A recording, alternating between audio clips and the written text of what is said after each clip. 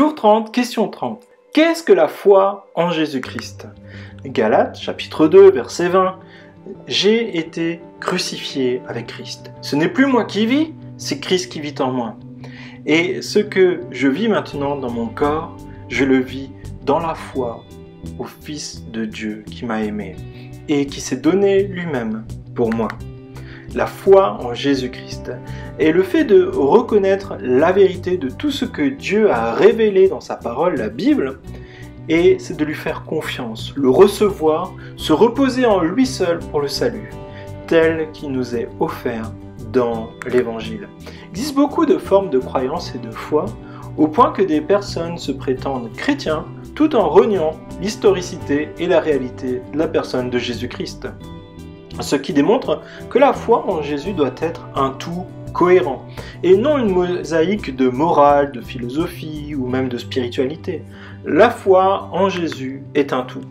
Cela consiste à croire en sa personne. Jésus est pleinement Dieu et pleinement homme, il est éternel, il est venu sur terre mener une vie sainte et parfaite, ses paroles sont la vérité, il est le seul à nous révéler le Père, il est le seul qui nous réconcilie avec le Père, il a souffert et est mort pour payer notre dette éternelle devant Dieu, mais il est aussi ressuscité, il a vaincu la mort, il a vaincu le péché, il est victorieux.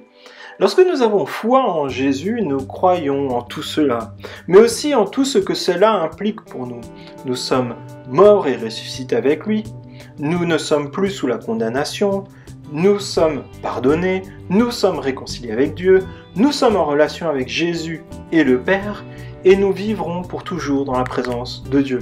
Alors oui, nous pouvons placer notre confiance en Jésus, en qui il est, en son œuvre et en sa victoire. La foi en Jésus nous procure une nouvelle vie, une relation restaurée avec Dieu et l'assurance que le meilleur est encore à venir, car Dieu le promet. Et je vous invite à la prière de reconnaissance, pour remercier le Père et le Fils de tout leur amour pour nous, et le fait d'avoir cherché à nous réconcilier, et que ça soit aussi simple finalement pour nous, de placer notre confiance dans ce que Jésus a déjà fait pour nous. Je vous invite à la prière. Auteur de notre foi, nous croyons que tu es celui que tu dis être. Ta parole est la vérité, et elle nous révèle que tu es le seul espoir de salut.